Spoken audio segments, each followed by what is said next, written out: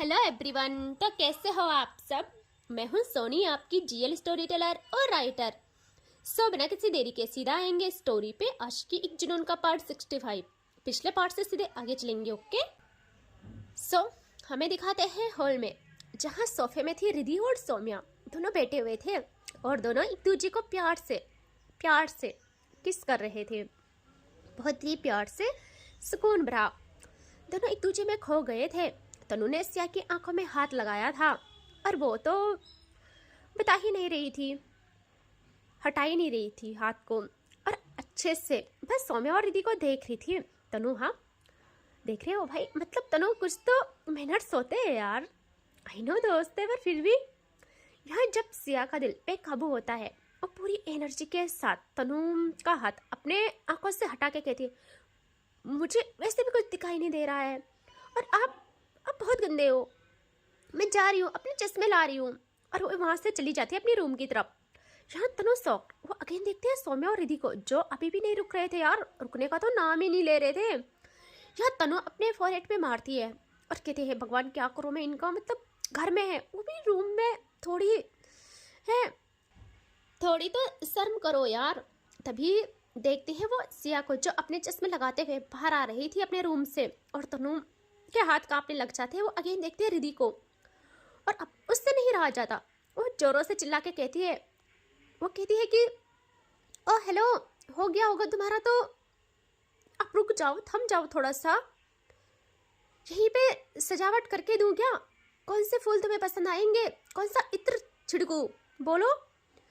यहाँ भाभीियों से पूछ के हल्दी वाला दूध बनवा दूं क्या? और जैसे उसकी आवाज़ सुनती है रिद्धि, उसको सेंस आ जाता है कि वो कहाँ है, और वो खुद से ब्रेक करती है, क्योंकि सौम्या से तो बिल्कुल उम्मीद नहीं की जा सकती है। और वो सौम्या को धक्का देती है और दोनों साथ में देखते हैं ऊपर कॉरिडोर की तरफ। और यहाँ सौम्या कहती है, मैं इससे जान से मार दूंगी, हर वक्त बीच में कूद जाती है। रिद्धि, तुम्हारी वजह से मैं इसे सहती हूँ, वरना। रिद्धि ना घूरती है सौम्या को और कहती है, बस एक और लफ्ज़ मत कहना। सौम्या कहती है, मुझे क्यों देख रही हो ऐसे, इसके हाल नहीं देखते क्या तुम्हें? रिद्धि कहती है, बोला ना चुप। सौम्या चुप हो जाती है और मुंह फुला के ना साइड हो जाती है। यहाँ रिद्धि तनु को देखती है और कहती है, तू वहाँ क्या कर रही है? और तूने सब देखा? तनु कहती है, मैंने ही नहीं, सबने सब देखा। रिद्धि कहती है, व्हाट, मतलब।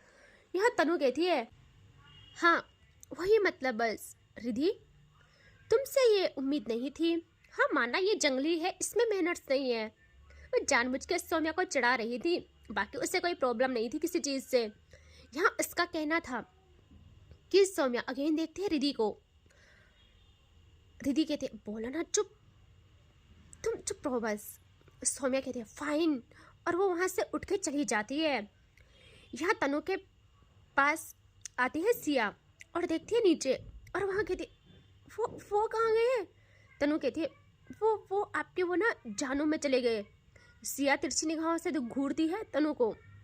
तनु कहते, ऐसे तो मत डराओ यार, आई नो सच्चाई चुभती है, बट फिर भी कल जाए वो वहाँ या आज जाए, बात तो एक ही है ना, जाना उसे वही है। सिया कहती है, देखिए ये ना ज़्यादा हो रहा है। तनु एकदम सिया को उसकी कमर से होल्ड करती है रफली और अपने करीब करती है, और सिया घबरा के अपने हाथ तनु के कॉलर एरिया पे रखती है और कहती, क्या है ये सब, क्या कर रहे हो? यहाँ तनु कहती है, जान अभी ज़्यादा हुआ कहाँ है अभी, अगर मैं अपने असली रूप में आ गई ना तो फिर।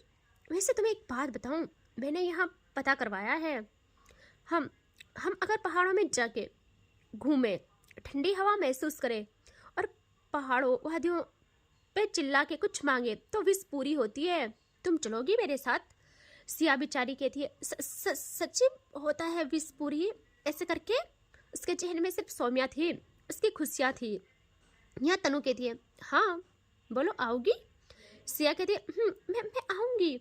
तनु कहती है, उसके लिए ना मुझे एक पाप करके अपने पुण्य तुम्हें देने होंगे। सिया कहती है, वो कैसे, ये सब जरूरी है क्या? तनु कहती है, अरे बहुत ज़रूरी है, वरना विश पूरी नहीं होती है, और तुम्हारे खातिर तो मैं ये पाप कर ही सकती हूँ। और तनु दूसरा हाथ एकदम सिया की नेक में डालती है और उसके करीब आते हुए उसके होठों पे आने लगती है। सिया तनु को दूर पुश कर रही थी, बट तनु ने ठान ली थी कि वो पाप करके मानेगी, और वो बस उसके होठों के करीब आती। सिया की रोकने की आवाज पर सीढ़ियों से एकदम वहां से ऊपर आ जाती है सौम्या। यार देख रहे हो, और सिया का फेस सीढ़ियों की तरफ था और तनु की बैक थी सीढ़ियों की तरफ। सिया के लब जैसे तनु ने छुए थे। सिया सौम्या को देख के कांप जाती है, उसे बहुत डर लगता है। उसे लगता है कि अब पता नहीं सौम्या ये सब देखेगी तो क्या सोचेगी, बट सौम्या ने सिया को नहीं देखा था, वो बस आवाज का पीछा कर रही थी। सिया का जो हाल होता है मैं कैसे बताऊं। उसका मासूम दिल उसके हाथ में आने वाला था। वो बहुत तेज पूरी एनर्जी के साथ तनु को पुश करती है, और तनु शॉक्ड कि इसमें इतनी एनर्जी कैसे आई। और तनु कुछ समझती, एक थप्पड़ पड़ता है तनु पे। भाई देख रहे हो, और तनु शॉक्ड। तनु के हाथ अपने गाल पे चले जाते हैं और घबराई सिया कांप रही थी। और सौम्या उस थप्पड़ की आवाज पे देखती है वहां, और जैसे देखते हैं उसकी आई शार्प हो जाती है। वो कहती है सिया तुम ठीक हो, और ये आवाज कैसी। तनु के अंदर जो आग लगती है ना सौम्या को देख के, वो भी पलटती है पीछे। और सौम्या रूट के आई थी नीचे से, तो उसको मनाने के लिए रिधि भी आ गई थी उसके पीछे पीछे। वो देखती है तनु को और जल्दी से उसके पास आके कहती है कि क्या हुआ तुझे, और ये गाल इतना लाल क्यों है। वो तनु के गाल पे हाथ रखती है, उसे सहलाती है। यह तनु गुस्से की आग में सौम्या को घूरे जा रही थी, और सौम्या थोड़ा बहुत तो समझती है। वो आती है सिया के पास और उसका फेस हाथों में लेती है और कहती क्या हुआ, तुम ठीक हो, मुझे बताओ, इसने परेशान किया, या कोई और बात है, तुम बस बोलो। यहाँ तनु से नहीं रहा जाता। तनु एकदम देखती है प्रॉपर सौम्या को और कहती है तुम मेरा नाम तो लिया मत करो, समझी। हर बार बीच में आ जाना होता है, ये आदत जाएगी नहीं तुम्हारी। सौम्या खुद को शांत रखती है क्योंकि वो तनु से उलझना नहीं चाह रही थी। यहाँ सौम्या कहती है बोलो ना सिया, तुम बोलो क्या हुआ, बस एक बार बोलो, फिर फैसले होंगे, सिर्फ फैसले। तनु कहती है कर फैसला, मैंने क्या उससे परेशान, कर क्या करेगी बोल। और सौम्या की आईज क्लोज हो जाती है। यहाँ सिया जल्दी से सौम्या का हाथ पकड़ती है और कहती है किसी ने कुछ नहीं किया, मैं सच्ची बोल रही हूँ, सब ठीक है, बस मैं थोड़ा घबरा गई थी। सौम्या कहती है ओके फाइन। उसे लगता है सिया भी उससे झूठ बोल रही है, और वो वहाँ से चली जाती है अपने रूम में। और सिया की मासूमियत देखिए उसे लगता है सौम्या उससे नाराज है, और वो उससे मनाने के लिए रूम में जाना चाहती थी, लेकिन उसका जमीर उसे इजाज़त नहीं देता रूम में जाने के लिए। वो देखती है रिधि को जो ये सब देख रही थी, और सिया कहती है क्या रिधि क्या मैं सॉरी बोलने के लिए जा सकती। उसने बस इतना ही बोला था। रिधि स्माइल करती है और कहती है जाओ, तुम्हारी दोस्त है, तुम्हें पूछने की जरूरत नहीं है, जाओ। यहाँ जैसे वो जाते हैं तनु देखती है रिधि को और कहती क्या था ये सब, क्यों जाने दिया तुमने उससे वहाँ। रिधि कहती है क्या हो गया है, जैसे मैं तुम्हें मनाती हूँ, तुम्हारी केयर करती हूँ, वैसे ही वो भी है यार। तनु कहती है वो वैसे नहीं है। रिधि कहती है व्हाट। तनु कहती है कुछ नहीं। और यहाँ रिधि कहती है सच सच बताओ ये गाल क्यों लाल है तुम्हारा, ऐसे ही तो नहीं हो सकता है, मुझे पूरा यकीन है तुम पे। तनु दांत दिखाती है और कहती है वो क्या है ना, और वो सब बताती है रिधि को। और रिधि जैसे जैसे सुन रही थी ना, रिधि शॉक्ड पूरी तरह। वो कहती है पागल हो गई है क्या, कुछ सेंस है तुझे। रिधि कहती है पागल हो गई है क्या, कुछ सेंस है तुझे। हाँ वो मासूम है यार, तो तुम ऐसे कैसे कर सकती हो, बस अपने खेल के लिए, अपनी मस्ती के लिए, उस मासूम के दिल के साथ। हद है यार तनु, मुझे तुझसे ये उम्मीद नहीं थी, और तू याद रखना मैं ऐसे होने नहीं दूंगी। वो मासूम है और तुम्हें पता है सौम्या, वो ऐसे होने नहीं देगी। या तनु कहती तू पागल है, कहाँ का खेल। रिधि तुझे मैंने ये बात बताई थी ना, आई लव हर बैडली यार। रिधि शॉक्ड, वो कहती व्हाट, मतलब। तनु कहती है हाँ तूने कभी जानना चाहा क्या मैं कैसे जी रही थी 5 सालों में। जब से तू मिली है तब से हम दोनों की अच्छे से बात तक नहीं हुई है यार, वरना मैं तुझे सब बताती। और वो कहती है हम चारों की जिंदगी जिसने ऐसे मोड़ पे लाके पटकी है वो सिर्फ तुम्हारी सौम्या है रिधि, मैं उसे इसके लिए कभी माफ नहीं करूंगी। और अभी देखा नहीं मेरा कुछ होने नहीं देती है, वो हमेशा बीच में आ जाती है। रिधि तो क्या बोले उसे कुछ समझ नहीं आता। वो देखते तनु को और कहती है तो तुम श्योर हो ना, सच बोलना। तनु चाहे कुछ भी हो वो मासूम है, उसके दिल के साथ ये खेल नहीं खेलना चाहिए, और मैं इसमें तुम्हारा साथ बिल्कुल नहीं दूंगी। तनु कहती है श्योर यार, 5 साल मैंने भी किसी के तस्वीर के सहारे गुजारे हैं, रो रो के यार।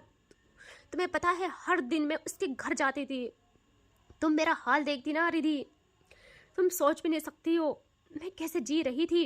रिधि कहती है ठीक है, ये सब सच है, तो आई प्रॉमिस मैं तुम्हें करीब लाऊंगी। तनु जैसे सुनती है वो एकदम रिधि को गले से लगा लेती है, टाइट हग करती है और कहती है थैंक यू मेरी जान, मुझे पूरा यकीन था तुम मेरे साथ रहोगी, बाकी दुनिया गई भाड़ में, बस अपनी उस सौम्या को हमसे दूर रखना। और बेबी तुम इतना अच्छा मोमेंट जी रहे थे, कभी हमारी बारी भी आने दो ना, मतलब कुछ सोचो ना यार, मैं दोस्त हूँ तुम्हारी, वो भी इकलौती यार, मेरी बारे में कुछ सोचो ना, कुछ मेरे जिंदगी में भी बाहर आए। रिधि हंसती है और कहती है ठीक है पागल। रिधि कहती है पागल कुछ भी बोल ली है तू बस अब। तनु रिधि को अपनी बाहों में जकड़ के कहती है हाँ पागल हो रिधि, लेकिन याद रखना कहीं तुम शादी से पहले विधवा ना हो जाओ, उसे मुझसे दूर रखना बस। रिधि हक से रिलीज करती है और तनु को घूरती है और कहते फिर बकवास। तनु कहते ओह बुरा लग गया, तुम्हारे जंगली इंसान के बारे में कुछ बोला तुम्हें बुरा लग गया। और इनकी बात होती आगे, इनकी कानों में इतनी बेसुरी आवाज इनके कानों में पड़ती है कि विद गिटार के साथ कि दोनों की आंखें बड़ी बड़ी हो जाती है, धड़कने तेज, और देखते एक दूसरे को। और तनु कहते ये भूकंप, रिधि कौन मुझे बहरा करना चाहता है। रिधि तो समझ गई थी। रिधि कहती है भगवान इस इंसान को किसने गिटार थमा लिया यार, मैं क्या करूं। और वो आने लगती है रूम में, और जैसे डोर पे आती है उसके कदम वहीं जम जाते हैं, और तभी उसके कानों में हल्की आवाज आती है धीरे से, वाह रिधि तो इसके पास कान तोड़ने का भी टैलेंट है, वाह तुमने तो कभी बताया ही नहीं, तुम्हें कैसे इससे प्यार हो गया रिधि, मेरी समझ में ये नहीं आता, मतलब तुम्हें पूरी दुनिया में बस यही एक अजूबा नमूना मिला था। मतलब सीरियसली रिधि क्या बोलूं मैं तुम्हें यार, तुम्हें इसमें देखा गया। रिधि ना घूरती है तनु को, क्योंकि वो तनु थी, और कहती है बकवास तो करना मत, समझी। और वो अंदर आती है रूम में और बिल्कुल सौम्या के पास आके कहती है बंद करो इसे अभी के अभी। वहाँ सौम्या गा रही थी विद गिटार के साथ। सौम्या रुक जाती है और देखती है रिधि को। सौम्या अभी भी उससे थोड़ा नाराज थी। यहाँ सिया उसका प्यार, उसकी मासूमियत देखो, वो इकलौती ऐसी इंसान थी जिसे वो शोर भी मधुर गीत लग रहा था, वो बस प्यार से सुन रही थी। यहाँ रिधि सौम्या के पास बैठ जाती है और कहती क्या हुआ, आई नो गुस्सा हो, इसका ये मतलब नहीं मेरे राजा, ऐसे सजा दोगे आप मुझे और बाकी सबको भी, इनका क्या कसूर है। सौम्या कहती मैं गाऊंगी, तुम रोक के दिखाओ। रिधि कहती ऐसे लगेगी ना गिर जाओगे, समझे, चलो अच्छा बच्चे की तरह इससे खेलना बंद करो। और जैसे उसके ये सब थे ना, सौम्या ऐसे दिखाती है जैसे कुछ हो ही ना रहा हो, और धीरे से हाथ रिधि की कमर में डालती है और टाइट होल्ड कर कहती है तो फिर किससे खेलूं मेरी जान। और दोनों का आई कांटेक्ट होता है। रिधि समझ जाती है इसका इशारा क्या है। यहाँ तनु भी समझ जाती है, बस सिया मासूम थी, वो बस उन्हें देख ही जा रही थी। और तनु जल्दी से वहाँ सिया के पास बैठ के कहते ओह फिर से शुरू हो गई क्या तुम, यहाँ बच्चे भी हैं। सौम्या देखती है तनु को और कहती है कौन तुम। तनु कहती है तुझे तो मुंह ही नहीं लगा रही मैं, समझी, सिया चलो यहाँ से। सौम्या को अब फील होता है और कहती है सिया तुम्हें कैसे लगा गाना। सिया कहती है बहुत अच्छा। तनु कहती है ओह कम ऑन सिया, अब ऐसे बोलने की नीड नहीं है, हम सबको पता है कैसा था, घर की दीवारों में दरार पड़ गए हैं। सौम्या देखती है रिधि को। रिधि कहती है कूल डाउन राजा। और तनु सिया का हाथ पकड़ती है और कहती है चलो यहाँ से। सिया देखती है सौम्या को और कहती है मैं बाद में सुनूंगी, हाँ पक्का, मैं ना इससे आगे सुनूंगी। और वो वहाँ से चली जाती है क्योंकि तनु उसे वहाँ से ले जाती है।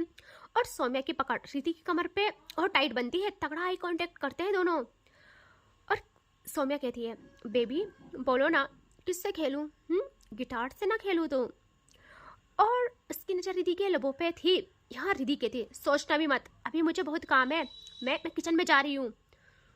तुम्हें पता है मुझे ये ताने दिए गए हैं, मैं तुम्हारे लिए खाना नहीं बनाती, ना ध्यान रखती हूँ तुम्हारा, सो मुझे सीखना है। सौम्या रिद्धि को और करीब करके कहते, जान फिर वही बात, क्या जरूरत है आपको सीखने की, आपको खाना चाहिए ना, मैं बनाती हूँ, ये गुलाम है ना जान। रिद्धि कहती है तुम चुप रहो, मुझे करना पड़ेगा और ये मेरी जिद है। और वो उठ के वहाँ से बाहर आते थे, कहती है तुम्हें पता है ना मैं जिद पूरी करती हूँ। और वो वहाँ से बाहर चली जाती है। और अब हमें दिखाते हैं दादी का रूम, जहाँ सब बैठे थे, सौम्या की ताई, ताऊ, भाई, जहाँ ताऊ कहते हैं अब इस बारी ज़्यादा हो रहा है माँ, ये मेरी डील थी, मैं इस पे इतने पैसे लगाए थे मैंने और अपना वक्त भी, मैं इसे ऐसे जाने नहीं दूंगा। दादी कहती है एक लफ्ज़ और नहीं, एक लफ्ज़ और मत बोलना, तुझे ज़मीन चाहिए मिल जाएगी, तेरे काम के लिए कोई और ज़मीन तेरे नाम कर दूंगी, उस पर देखना भी मत। अब मेरी सौम्या ने जुबान दे दी है उसे। वो कहते हैं माँ कब तक ऐसे करोगे आप, अभी तो ये शुरुआत है, आपको नहीं पता अब सौम्या हमारे बस में, क्या खुद के बस में नहीं है, उसे सिर्फ वो लड़की कंट्रोल करती है। और देखा नहीं क्या बोल रही थी वो कि ले जाएगी उसे यहाँ से, हम सबसे दूर ले जाएगी, हम नहीं रोक पाएंगे माँ उससे। जैसे दादी सुनती है ना, उनकी आंखें बंद हो जाती है और दूसरे पर वो आंखें खोल के कहती है मैं ऐसे होने नहीं दूंगी, मेरी जान बसती है मेरी सौम्या में, मैं उसे खुद से दूर नहीं होने दूंगी। रही बात उस लड़की की, तो वो मेरी सौम्या की जिद है, उसकी खुशी है, या ये समझ लो उसका खिलौना है, वो तो उसकी होके रहेगी। बाकी रहा उसका गुरूर तोड़ने की बात, तो बस शादी हो जाए, सौम्या को कहीं काम से बाहर भेज देंगे, उसे उन दिनों इस कदर अपने कब्जे में करेंगे कि वो 7 जन्मों तक याद रखेगी। यार देख रहे हो ये क्या सोच रहे हैं। वो कहती है कि बस सौम्या के सामने उसे कुछ बोले तो वो बर्दाश्त नहीं करेगी। मेरे लिए तो चलो खैर है, तुम लोग अपनी हद में रहा करो, वरना तुम्हें भी ये भली भांति पता है कि तुम सब मिलके भी सौम्या का सामना नहीं कर सकते। लड़की समझ के हल्के में मत लेना उससे। और उस लड़की को तुम जानते हो, वो सौम्या को कंट्रोल करती है और ना वो इतनी आसानी से हमारे हाथ में आएगी। उसके लिए उसे सौम्या से कुछ दिनों के लिए दूर करना होगा, बस शादी हो जाए एक बार, पूरी तरह वो हमारी बहू बन जाए। और जाओ पंडित जी को बुलाओ, जल्द से जल्द कोई मुहूर्त दे के शादी का दिन तय करो। और यहाँ सब खामोश रहते हैं। और यहाँ इनके लिए बहू चाय लेके आई थी, एक बहू, ठीक है, जो ये सब सुनती है और उसके हाथ पैर कांप जाते हैं। वो किचन में आती है घबराते हुए, उन्हें डर था कि कहीं कुछ हो न जाए, लेकिन जैसे वो आती है वो देखती है रिद्धि वहीं थी और उनके कदम रुक जाते हैं। उन्हें समझ नहीं आता वो क्या बोले, कैसे बोले। अगर बोलती तो उनका निकाल हो जाता उस घर से, क्या उस दुनिया से भी। अगर नहीं बताती तो रिद्धि के जीवन का सवाल था। बट उसे सौम्या पे भी यकीन था कि सौम्या ऐसे होने नहीं देगी, बट फिर भी वो खामोश रहती है उस पल। और इनके पास आती है जहाँ सब भाभियाँ रिद्धि को कह रही थी कि भाई क्या क्या था वो आज। और हमने कभी कभी ऐसा सोचा भी नहीं था कि इस घर में कोई बहू ऐसे फैसले लेगी। और सौम्या, तुम्हें पता है ना, पहली बार किसी ने अपनी बीवी की साइड ली है इस घर में, उसके फैसले को माना है, मतलब मानना पड़ेगा आपको। रिद्धि स्माइल करती है और कहती है भाभी देखिए, सम्मान इज्जत सब अपनी तरफ एक जगह है, लेकिन जहाँ बात गलत हो उसे गलत बोलने की हिम्मत रखनी चाहिए। मैं ये सब बर्दाश्त नहीं करती। और रही बात स्टैंड लेने की सौम्या की, तो वो मेरी सब कुछ है, वो मेरा राजा है, मुझे पता है मेरे को कितना प्यार करती है, कितनी पागल है मेरे लिए और मैं उसके लिए, ठीक है। एक भाभी कहती है अरे वाह शर्माना देखो, ब्लश कर रहे हो आप। वैसे वो तो देख लिया भाई कि अब वो बन गए हैं पूरी तरह पागल आपके लिए, बट जो हॉल में हो रहा था वो क्या था। रिद्धि जैसे सुनती है वो देखती है भाभी को बड़ी बड़ी आंखें करके और कहते आपने यह सब हंसते हैं और साथ में कहते हैं हाँ हमने सब देखा, और देखना 5 मिनट भी नहीं होंगे और वो यहाँ आएगी तुम्हारे पीछे पीछे। रिद्धि कहते नहीं आएगी, क्यों आएगी वो यहाँ। भाभी कहते हैं लगी शर्त, सुनो।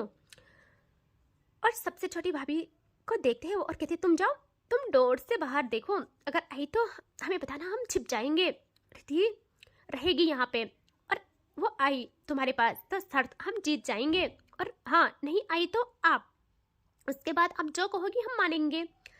रिद्धि को पता था सौम्या कैसी है, वो कहती नहीं भाभी प्लीज़ ये शर्त नहीं, भाभी हंसती है और कहती है अरे ऐसे कैसे नहीं, और चलो खाना बनाना सिखाते हैं हम आपको आपके महबूब के लिए।